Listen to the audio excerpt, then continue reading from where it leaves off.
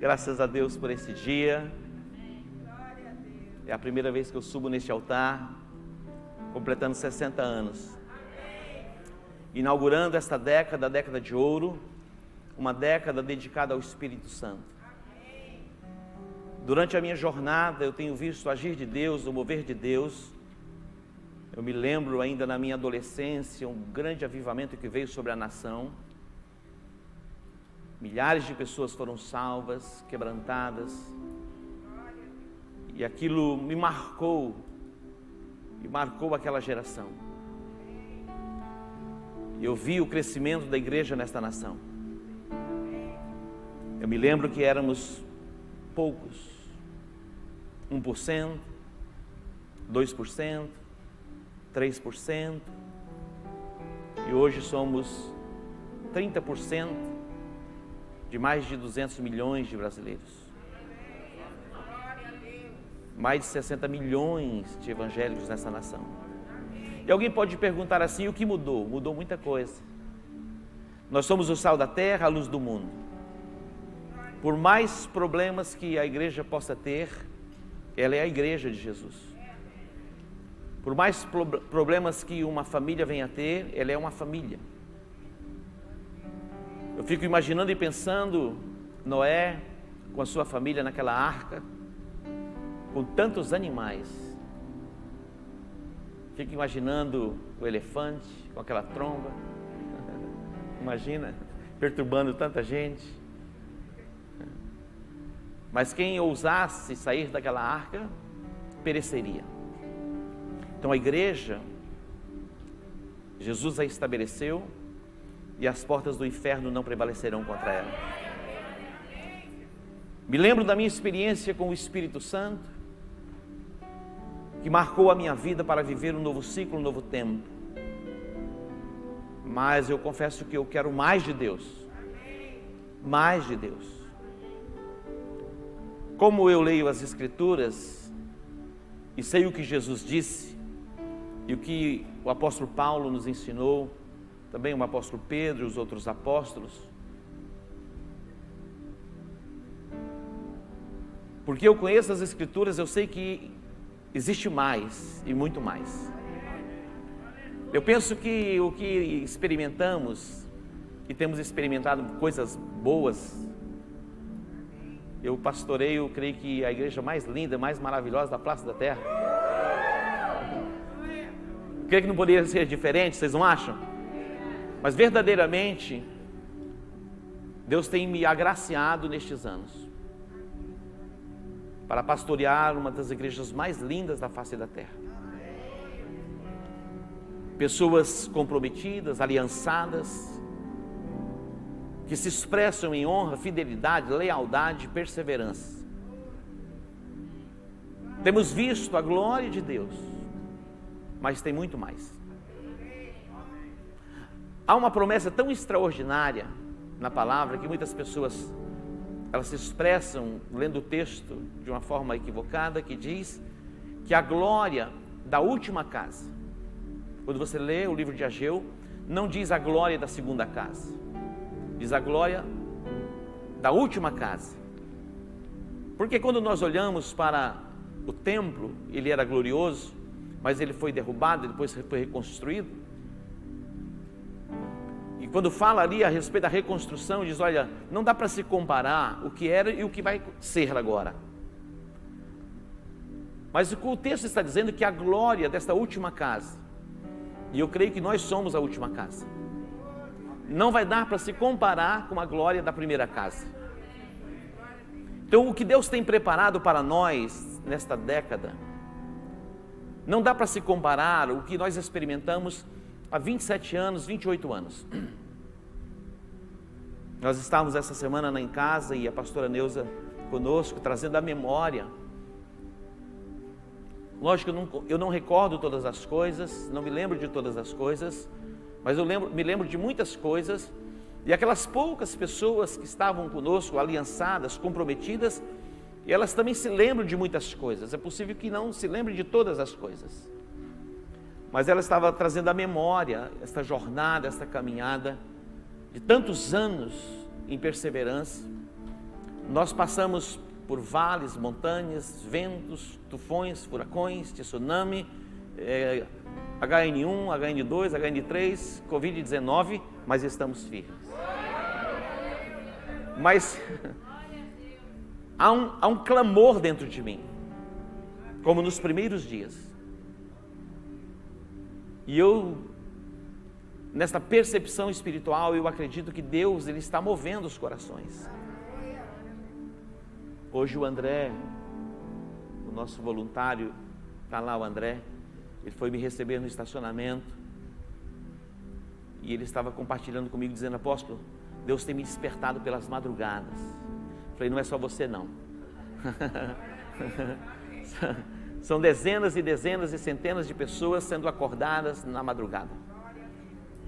Para alguns a madrugada é 2, 3 horas da manhã, para outros madrugada é 3, 4 horas, 5 horas da manhã, não importa. E também não importa a questão de horário, mas uma coisa eu estou certo, eu percebo que o Espírito de Deus está se movendo. E eu acredito que a glória desta última casa será maior do que a glória da primeira casa. Hoje nós estamos conectados com os nossos campos, no Aerorancho, Pastor Messias, Pastora Cida, lá na Vila Margarida, Pastor Ana, Pastor Clodoilson, lá em Araraquara, Pastor Léo, Pastora Rosana. Eu quero agradecer a Deus por cada pastor. Quero agradecer a Deus pelos mestres que Deus tem estabelecido nesta casa. Quero agradecer ao meu Deus por cada líder de célula que tem sido indesistível, mesmo diante deste cenário todo, consolidando as vidas, discipulando, conectando discípulos, neste tempo de afastamento, isolamento, mas estamos mais unidos do que muitos possam pensar. Interessante, eu estava pensando a respeito da parábola da ovelha perdida e a dracma perdida, e o filho que se perdeu fora de casa e o filho que se perdeu dentro da própria casa. Aquela ovelha que se perdeu, aquele pastor, ele deixou as 99 no aprisco, guardadas, protegidas, e foi à procura daquele um que se perdeu. Que Deus nos dê corações assim, mais e mais, para nos importarmos com aqueles que se perderam, aqueles que se desviaram, aqueles que estão andando errantes pelo caminho, os seus joelhos fracos, que possamos tomá-los pela mão direita e levantá-los e sustentá-los. Então eu louvo a Deus pela comunidade global. Éramos tão poucos e nos tornamos uma multidão, mas eu estou certo que o que nós alcançamos e o que nós somos não dá para se comparar ao que nós seremos amanhã, o que seremos depois de amanhã. Fique atento, estabeleça um memorial, quer seja na sua Bíblia ou no seu lugar de oração, a respeito deste marco. Hoje é o marco 0 da década de ouro. Eu não sei você, mas eu estou levando isso muito a sério. A Bíblia diz que sem a palavra, sem a profecia, o povo se corrompe, sem o direcionamento. E eu não fico imaginando, criando fórmulas mágicas para ter você perto de mim, ou mesmo conectado, não. Na verdade, eu busco no Espírito e discernir no meu espírito como agir, como proceder, o que compartilhar. Nós fizemos uma travessia de consagração. Quando iniciamos esta jornada, a pastora Rebeca disse assim: pai, não vai ser demais, 21 lives, você todos os dias com o compromisso de ministrar. E o pastor Aldo falou: pai, eu estou aqui se o senhor precisar, estou à disposição. Eu disse: mas eu estou tão jovem, tão novo, com tanto vigor. Amém, glória a Deus, dê um aplauso ao Senhor.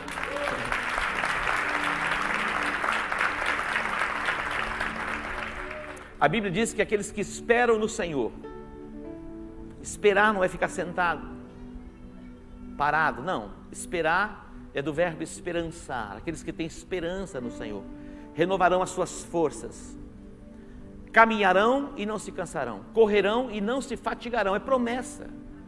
Então eu não vou me cansar, eu não vou me fatigar, eu vou subir e vou voar com asas como que de águias. E você vai comigo. Amém? Hoje é para você receber tudo aquilo que Deus tem para você, tanto aqui quanto nos nossos campos. Estamos conectados, aliançados com o propósito, ganharmos a nossa cidade e ganharmos a nossa nação. Nunca na história do Brasil a igreja incomodou tanto. Nunca. Nunca na história deste país a igreja incomodou tanto. Nunca. Por que nos países totalitários, onde se implantou o comunismo, procurou aniquilar a igreja? Porque a igreja é o sal que dá equilíbrio. E que não aceita imposição totalitária de dominação, porque nós não fomos feitos para sermos dominados por outro homem. Não. Os governos foram estabelecidos por Deus, mas não para a dominação de um outro homem. Quando Deus nos fez a sua imagem e semelhança, Deus nos deu a autoridade e o domínio sobre toda a terra, sobre os animais, sobre os répteis, as aves dos céus, os peixes do mar. Sobre tudo isso nós temos domínio. Mas nenhum homem está autorizado a dominar sobre um outro homem.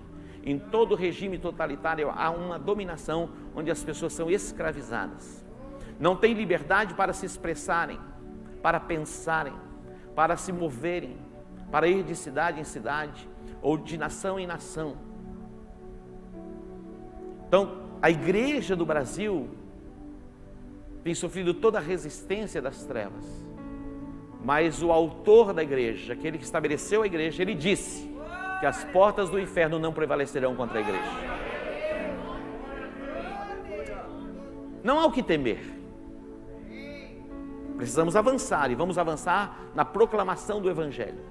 Hoje eu estava conversando com o Dr. Mercury. Lá no nosso condomínio já são 5 famílias alcançadas que temos lá. Somos em 5 já. Daqui um pouquinho seremos 10. Temos já 2 células lá no condomínio. Percebe o quanto Deus está agindo? Em todas as classes sociais, em todas as esferas, nós temos alcançado pessoas. E o nome de Jesus está sendo exaltado e glorificado nesta nação. Eu me lembro do slogan que foi desenvolvido nesta nação: o Brasil é do Senhor Jesus. O Brasil é do Senhor Jesus. Eu me lembro que nós estávamos numa reunião do Conselho de Pastores e nós colocamos esta frase, Campo Grande é de Jesus, e alguém disse assim: olha, nós não podemos usar esta frase, porque na verdade, como Campo Grande é de Jesus, sendo que a maioria nem conhece Jesus e não segue Jesus. Olha o que ele disse, naquela reunião de diretoria, de conselho, para definir o slogan da cidade na Marcha para Jesus. E de repente o Espírito Santo trouxe um texto ao meu coração, Romanos capítulo 4, versículo 17, que diz que Deus chama à existência as coisas que não são como se já fossem.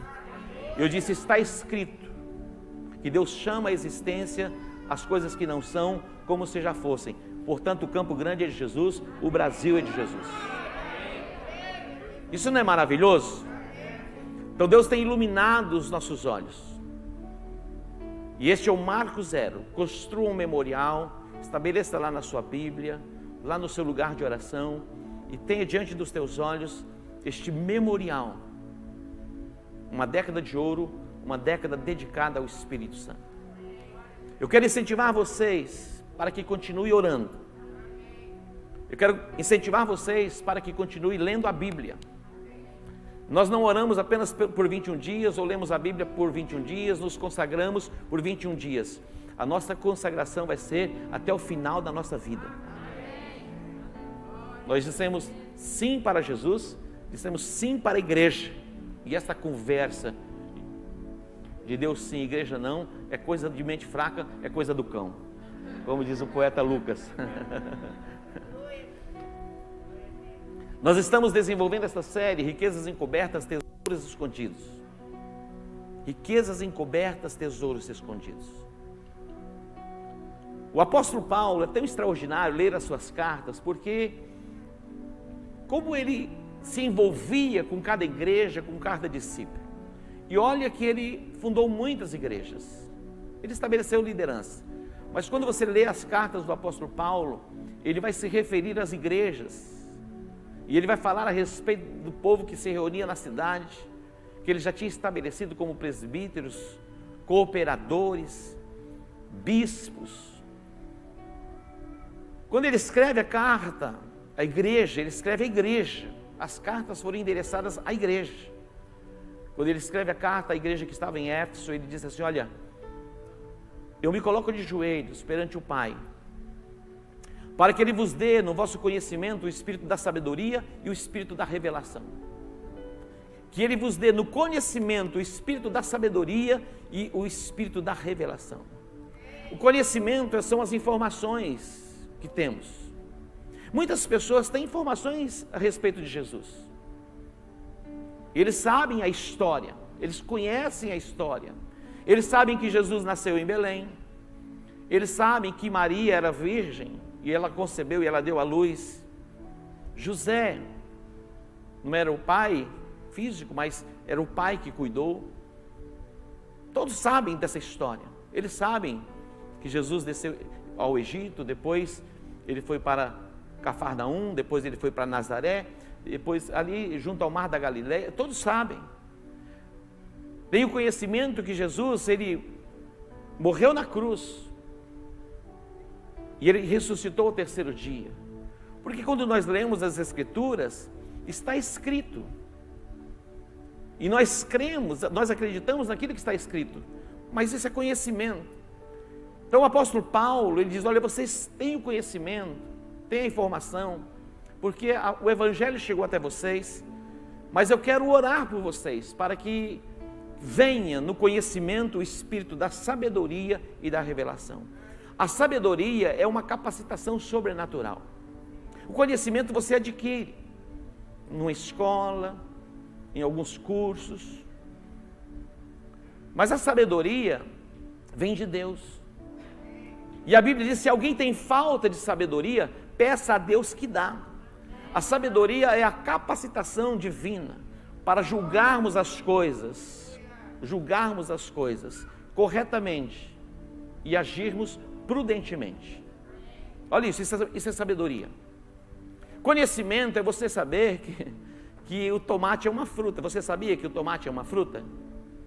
O tomate é uma fruta. Isso é conhecimento. Agora, sabedoria é não colocar o tomate na salada de frutas. Isso é sabedoria. Você não coloca o tomate na salada de frutas. Isso é sabedoria. Sabedoria é você tomar o café sem açúcar, puro. Conhecimento é você saber que existe um adoçante ou um açúcar que você pode pôr no café.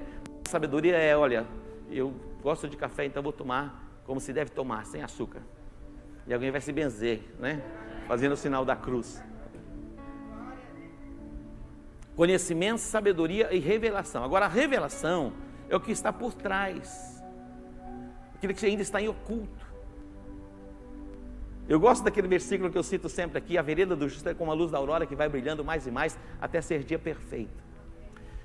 A Bíblia diz que até hoje na sinagoga, quando é lido o livro de Moisés, os livros de Moisés, quando é lido, porque eles leem na sinagoga, é a Torá, para nós é o Pentateuco, Gênesis, Êxodo, Levítico, Número e Deuteronômio, são os 5 primeiros livros.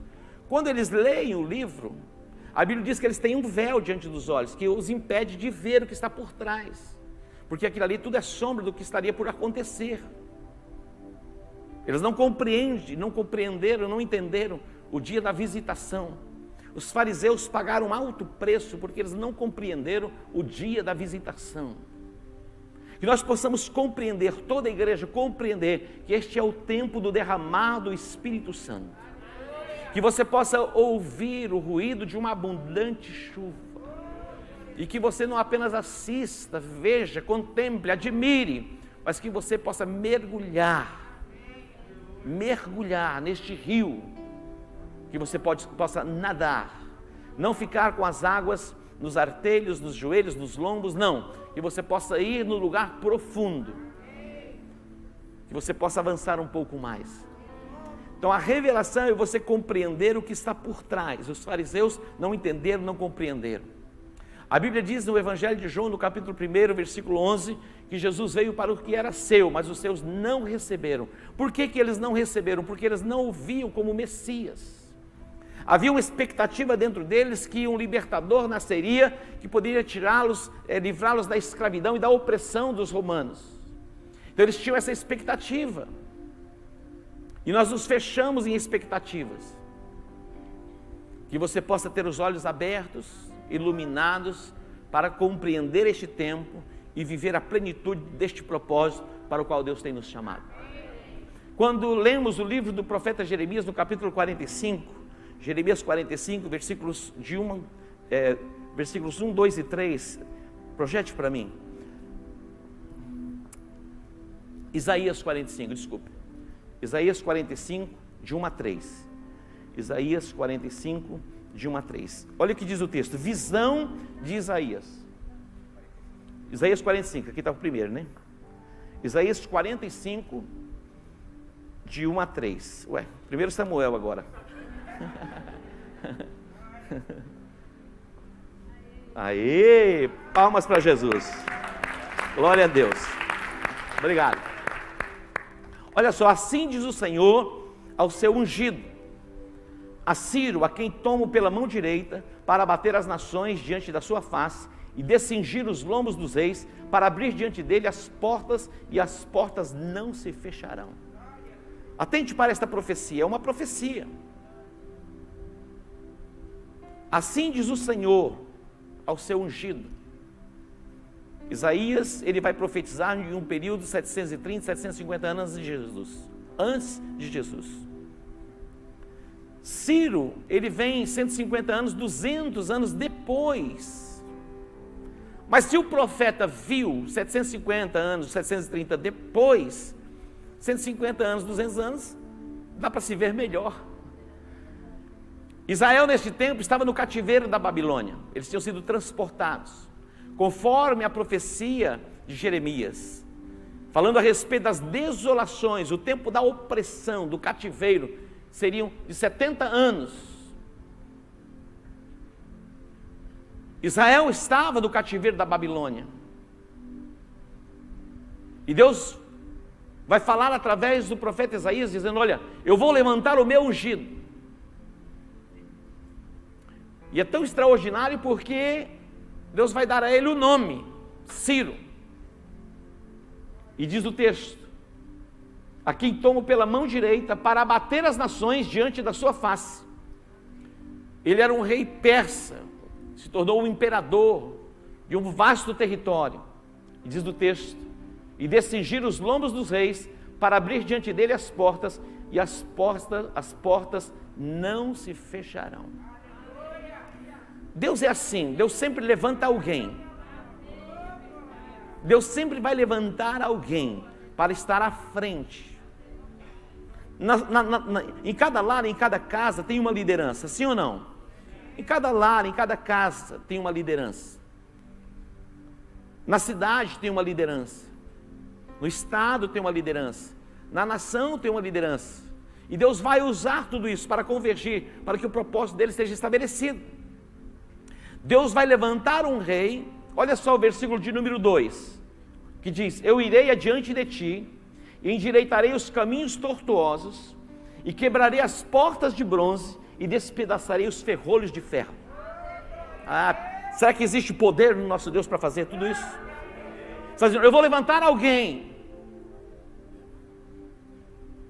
que vai aplanar os caminhos, como que vai construir estradas, construir pontes, para que o meu povo volte a viver o seu propósito, para que o meu povo possa voltar e viver na sua própria terra, Jerusalém, o lugar de paz. Ele está dizendo, olha, eu vou levantar alguém que vai quebrar, destruir as portas de bronze e as trancas de ferro. Ele está dizendo, as portas vão se abrir. E eu quero profetizar que as portas já estão abertas diante de nós. Nós estamos diante deste portal chamado Década de Ouro. E as portas jamais se fecharão. Experimentaremos do maior mover de Deus na nossa história, como comunidade global. Eu posso ver o agir, o mover do Espírito Santo vindo na nossa direção, para nos estabelecer neste tempo. E diz o texto no versículo de número 3: dar-te-ei os tesouros escondidos e as riquezas encobertas. Promessa de Deus para nós: dar-te-ei as riquezas, os tesouros escondidos e as riquezas encobertas. Quando nós olhamos para isso, nós podemos pensar em coisas materiais, mas eu quero dizer para você, é muito mais que isso.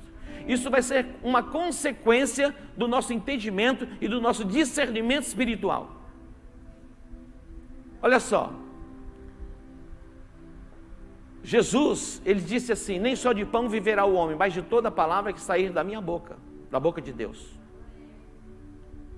Nem só de pão viverá o homem, mas de toda palavra que sair da boca de Deus. Que possamos entender isso. Quando está falando de riquezas encobertas, tesouros escondidos, a revelação vai proporcionar a você libertação plena. A revelação vai proporcionar a você a paz completa. Todos os teus temores caem por terra. É tão extraordinário poder viver assim. Quando você começa a ter o entendimento e a revelação, essas neuroses da alma que te angustia, elas não te alcançam mais. Em absoluto, certeza. Você vai desfrutar de paz plena, paz completa. As inquietações deste mundo não chegam ao nosso espírito, não abate a nossa alma. É certeza, é grandeza e é multiplicação. Quando Deus disse a Abraão, foi tão extraordinária a visão que ele teve do cordeiro que foi providenciado, e ali o Jeová Jireh se manifestou, e ele diz assim: porque você ouviu a minha voz e você acreditou, certamente eu te abençoarei e grandemente multiplicarei a tua descendência, e a tua descendência tomará posse da cidade dos seus inimigos. É pouca coisa? Você não conquista, você não alcança aquilo que você não enxerga. No capítulo 15 de Lucas, eu falei ali a respeito de 3 parábolas: a ovelha perdida, a dracma perdida, e o filho que se perdeu fora e o filho que se perdeu dentro da casa. Aquela mulher que teve a sua dracma perdida, a primeira coisa que ela fez foi acender a luz, a lâmpada. Se não há luz, você não encontra. Luz é revelação, luz é discernimento, é visão aberta. Uma coisa eu estou certo: quando o salmista diz assim: olha, eu fui moço, agora eu sou velho, eu nunca vi o justo desamparado e nem a sua descendência mendigar o pão. Isso tem uma verdade em contexto. Escute bem. Se você sair pelas ruas da cidade, e você vai encontrar pessoas pedintes, como que aquele mendigo ali próximo ao caminho, à beira do caminho, chegando em Jericó. Ele era cego. Ele era cego. E ele vivia pedindo esmolas à beira do caminho. A partir do momento que ele teve os olhos abertos, e ele fala do entendimento mesmo, nunca mais ele ficou à beira do caminho pedindo esmola. Ele teve os seus olhos abertos. E por que ele teve os olhos abertos? Porque ele clamou: Jesus, filho de Davi, tem misericórdia de mim, não estou entendendo nada, não estou compreendendo nada. É possível que você esteja assim: eu não estou entendendo, não estou compreendendo.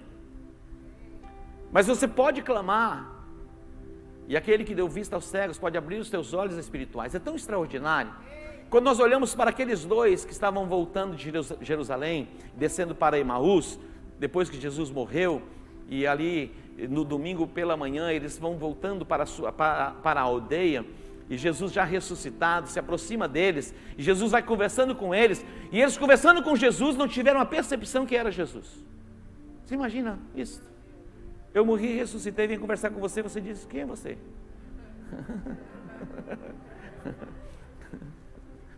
Você vai falar: o quê? O que está acontecendo? Mas foi exatamente isso que aconteceu. Jesus foi crucificado, sábado permaneceu ali, ele vai cumprir uma missão, ao terceiro dia ele ressurge. A Maria com outras mulheres foram surpreendidas, e e aquelas mulheres foram as primeiras a ver Jesus ressuscitado. Depois ela vai compartilhar com os apóstolos, eles não estavam acreditando no que elas estavam dizendo, dizendo: vocês estão alucinados, isso é um delírio. Não é possível que tenha acontecido, sendo que Jesus havia falado que aconteceria. Percebe? Se Jesus falou, está falado. E se não aconteceu, está por acontecer. E muitas vezes já até aconteceu e você nem percebeu que aconteceu. Ele já ressuscitou e tem gente procurando ele na sepultura. Mas Jesus está lá ressuscitado e vai e começa a caminhar com aqueles dois indo para Emaús. E eles iam conversando e Jesus disse assim: olha, o que vocês estão falando? Do que vocês estão falando? Ele falou: você é o único peregrino. Olha só o que eles falam para Jesus: será que você é o único peregrino que não sabe o que aconteceu em Jerusalém nesses dias? Jesus disse: o que aconteceu? Jesus tinha um bom humor, né? O que aconteceu aqui nesses dias? Daí eles começam a falar a respeito da esperança que eles tinham em Jesus Cristo. E eles disseram assim: é bem verdade que algumas mulheres do nosso contexto que caminhavam conosco, juntamente com Jesus, disseram ter visto Jesus ressuscitado, mas nós não o vimos. Elas disseram. E quando chega em Emaús, Jesus vai como se fosse passar direto, eles disseram: já é tarde, entra, fica conosco, repousa, já é tarde. Jesus entrou naquela casa, aí é para arrepiar. Jesus entrou e quando eles se assentaram à mesa, Jesus deu graça. Quando Jesus deu graças, os olhos deles se abriram e eles perceberam que era Jesus. E Jesus já não estava mais diante deles. Aí eles voltam para Jerusalém como se beliscando, dizendo: por acaso não ardia no nosso coração quando ele falava conosco? Não havia algo diferente nas palavras dele? Olha que o entendimento foi aberto. Depois Jesus vai se encontrar com os outros. Eles estavam como que fechados e Jesus chega. E a Bíblia diz que Jesus começou a falar das Escrituras, o que estava escrito a respeito dele. E aí Jesus lhes abriu o entendimento para que eles pudessem compreender. Eram discípulos de Jesus, caminhavam com Jesus, mas não estavam compreendendo. É possível e lógico que nós não compreendemos todas as coisas. Riquezas encobertas, tesouros escondidos, fala a respeito disso. Termos os nossos olhos abertos para recebermos a revelação. Preste atenção, algumas pessoas nos taxam dizendo assim: esse povo é da teologia da prosperidade. Eu não sou da teologia da prosperidade, eu sou da teologia bíblica. Eu acredito na prosperidade bíblica. Se Deus tem um céu tão maravilhoso para nós, por que vivermos o inferno nesta terra?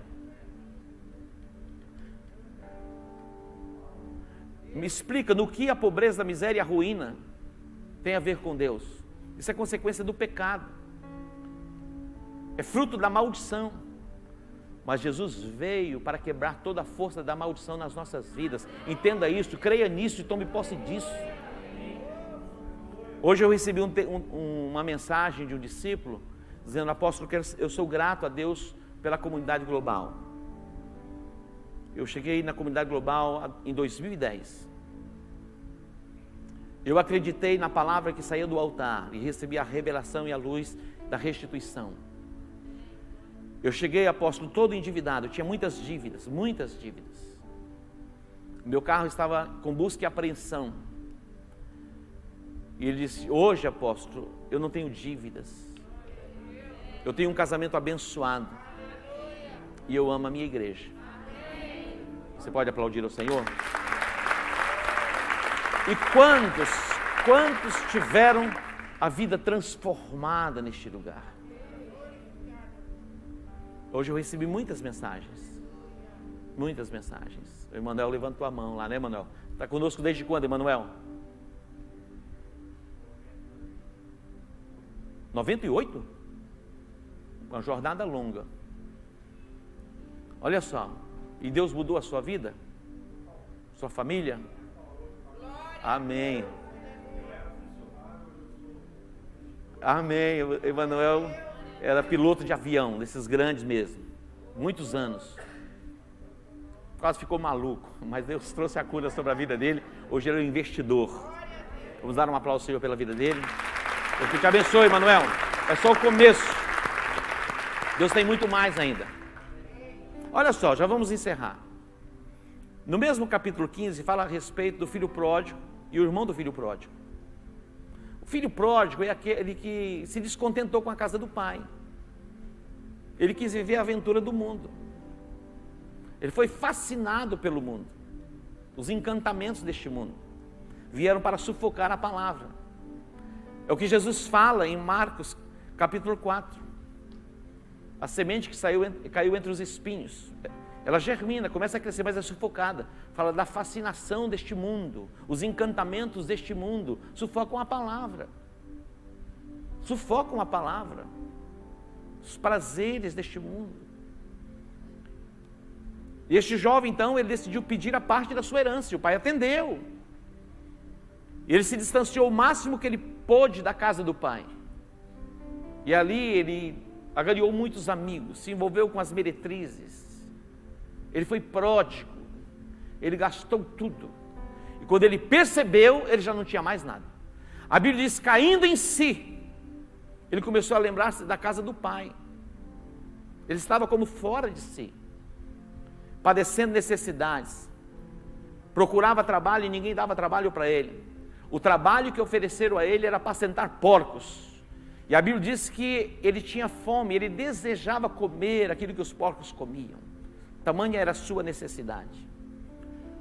Mas a Bíblia diz que um dia ele começou a pensar na casa do pai. E ele disse assim, na casa do meu pai, os trabalhadores do meu pai, os servos do meu pai, eles têm abundância, olha só. E eu aqui padecendo necessidades. Lá na casa do meu pai, os servos, aqueles que trabalham para ele, têm o que comer, têm o que vestir, eles desfrutam do melhor. Eram servos, mas eles desfrutam do melhor. Eles levantar-me-ei e irei ter com meu pai. E eu direi, pai, eu pequei contra os céus, eu pequei contra ti. Eu já não sou digno de ser chamado teu filho, mas faze-me como um dos teus trabalhadores. Aí vem a segunda parte. Ele não ficou apenas no pensamento. A revelação é o entendimento. Mas se você não tiver uma atitude, uma ação, nada acontece. Você vai se tornar o feitor da sua história, pela revelação e pela sua atitude, pela sua ação, há poder naquilo que você faz. A Bíblia diz que a fé sem as obras é morta, tem que ter uma atitude.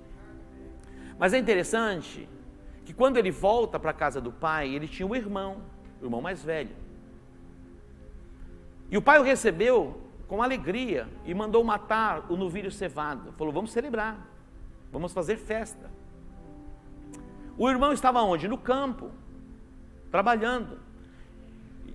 Eu acho que o pai contratou uma banda lá e colocou para tocar e começaram as celebrações e as danças. De repente o rapaz vem e ouve o som. Falou, o que está acontecendo aqui? O teu irmão voltou. Alguém disse para ele, o teu irmão voltou e o teu pai mandou pegar o novilho cevado e fazer um churrasquinho para ele. E aí o povo está aí celebrando. Ele ficou indignado. Falou, dessa festa eu não vou participar. Aí o pai vem falar com ele. Sabe o que ele disse para o pai? Há quanto tempo eu te sirvo? Olha só, há quanto tempo eu estou te servindo? Tem gente assim, eu estou servindo a Deus há 1 ano, há 2 anos, 5 anos, 10 anos, parece que nada acontece. Ele está dizendo, há quanto tempo eu estou te servindo? Eu nunca transgredi um dos teus mandamentos. Olha isso, ele era santo, era servo. E ele diz mais, mas tu nunca me deste um cabrito para que eu pudesse comer com os meus amigos. Ele era servo, ele era santo, mas era o quê? Ignorante. Ele não sabia o direito que ele tinha na casa do pai. Oséias 4, ele diz assim, olha, 4:6, se eu não me engano, ele diz assim, o meu povo é destruído, porque lhe falta o entendimento. Isaías diz, o meu povo perece, porque lhe falta o conhecimento. Acertei o texto, né? Estou bom de memória, tá vendo? Esquece, diz, o Covid faz esquecer. Eu falei, o Espírito Santo vai me lembrar de tudo. Falei hoje.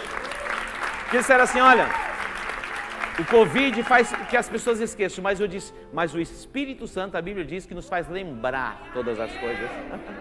Tem resposta para tudo, meu irmão, na palavra. Eu não aceitei esse negócio, vou esquecer. É verdade que tive algumas coisinhas assim, mas já olhei, Algumas momentinhos, na verdade, algumas palavras não vêm, mas o Espírito Santo traz os textos. Eu jamais vou me esquecer dos textos da palavra. Não vou me esquecer. E vou ter voz forte para proclamar a verdade. Com 90 anos eu vou estar falando firme. E caminhando firme. Amém? Ele estava lá, era filho, era servo, era santo, mas não sabia o direito que tem. A minha oração é que os nossos olhos se abram, que tenhamos o entendimento e a revelação, que Cristo na cruz do Calvário se fez maldição no nosso lugar. Ele se fez maldito, para quê? Para que a bênção de Abraão chegasse até nós. Leia Deuteronômio capítulo 28, nós temos aquela lâmina, faça daquilo um memorial. Se você ouvirdes a minha voz e guardardes os meus mandamentos, é promessa dele, você vai estar por cima e não por baixo, por cabeça e não por cauda. Temos a promessa ali que vamos emprestar a muita gente e não vamos tomar emprestado. Eu quero hoje fazer um ato profético para estabelecer isso na sua vida. Eu me lembro quando Deus falou comigo a respeito de decisões, decida o que você quer, senão você não tem. Naqueles dias eu não pensava em ter a casa própria mais, já tinha tido 2, vendi e vim para o ministério, abri mão, disse, eu nem preciso mais de casa. Mas depois eu entendi em Jeremias 29 que o Senhor disse quando ele estava na Babilônia, construam casas e habitem nelas. Então é bíblico e é divino termos casa para morar. E eu quero profetizar, se você ainda não tem a sua casa própria, você vai ter a sua casa própria. Estabeleça isso no seu coração. Aí o diabo vai falar, mas você não tem condições. Se você tem condições, faz. Se você não tem condições, clame e peça a Deus sabedoria e habilidade para administrar recursos. Ele vai canalizar e as portas vão se abrir e você vai ter a sua casa própria.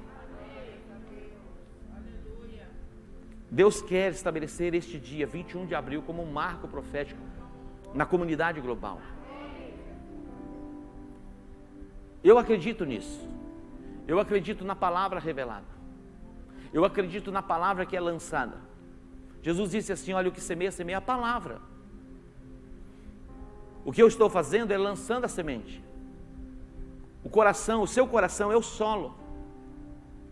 Abra-se para que a semente chegue até você. Permita que essa semente germine. A Bíblia diz que uma parte da semente caiu à beira do caminho, as aves dos céus comeram. O diabo começa a colocar dúvidas. Quando eu olho para o apóstolo Paulo, quando ele escreve a sua carta aos Filipenses, ele diz, ei, eu não estou procurando dádivas de vocês não, presentes de vocês. Eu estou procurando o fruto que aumente o vosso crédito. Eu ganhei muito presente. Ganhei muito presente. Eu sei que algumas pessoas ficam chateadas até, falando, não é possível, para que tudo isso? Mas Deus quis fazer, eu recebi. Eu fiquei pensando quando aquela mulher veio aos pés de Jesus e quebrou o vaso de alabastro. Ela quebrou o vaso de alabastro. Sabe quanto valia aquilo? 300 denários. Ali correspondia a praticamente um ano do trabalho de uma pessoa. Um ano do trabalho de alguém. Judas era o tesoureiro de Jesus, ele era ladrão. Ele metia a mão na bolsa e tirava o dinheiro. Sabe o que ele disse? Ele disse que ele objetou. Ele disse, para que esse desperdício? Não podia ter vendido isso e dado aos pobres? É possível que alguém olhe e fale assim, poxa, o apóstolo já está muito bem. Por que tem que ofertar na vida dele? Por que tem que... Ué. De onde é essa voz? É sua? Recebo. Quem falou aí? Amém. Presta atenção, quando você se alegra com alguém e reconhece a unção que está sobre aquela pessoa, você desfruta daquela unção. A unção que você honra, nela você prospera. Entenda isso, essa é luz, é revelação. A unção que você honra, nela você prospera. Você acha que é possível alguém entrar nessa casa, se fechar, não receber nada, ainda sair falando mal? Lógico que eu sei que é possível. Tem algumas coisas que o Espírito revela, tem algumas coisas que alguém revela. A família de Cloé tem em todo lugar.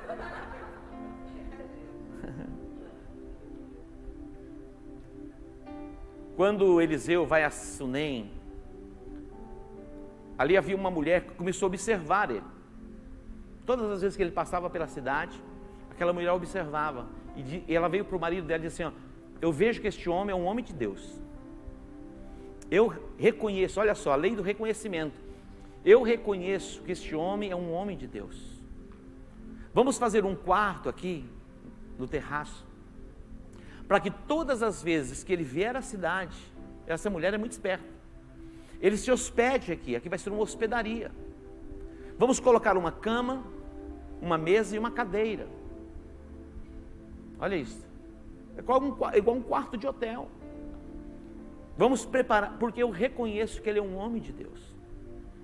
E todas as vezes que ele vinha à cidade, ele se hospedava naquela casa. É a expressão de honra. Ela o recebia juntamente com seu esposo, com grande cuidado, com grande zelo. Um dia o profeta disse assim para o moço, vai lá e pergunta para ela se ela está precisando de alguma coisa. E o moço do profeta foi, olha, você está precisando de alguma coisa? Você precisa que eu fale com o rei ao seu respeito, ou mesmo ao oficial do exército? Ela disse, não, para mim está tudo bem comigo. Eu não tenho nenhuma causa que precise ser levada diante do rei, está tudo bem. O profeta ficou pensando, imaginando, será que a gente pode fazer alguma coisa por esta mulher? O que a gente pode fazer por ela? E ele pergunta, e o moço disse assim, olha, ela não tem filhos. Ela não tem filhos. Então o profeta vem a ela e diz, olha, dentro de tal tempo você vai ter filhos, você vai ter um filho. Ele falou, não mintas a tua serva, como se não fosse mais possível. Mas conforme a palavra do profeta, assim sucedeu. Ela concebeu e deu à luz a um filho.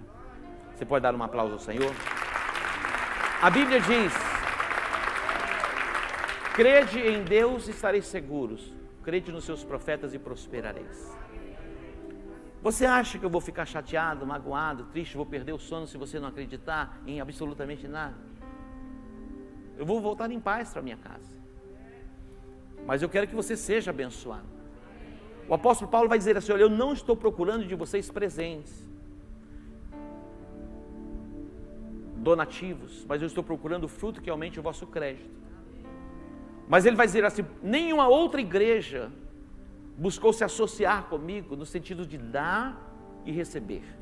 Olha só, de dar e receber. Senão somente vós.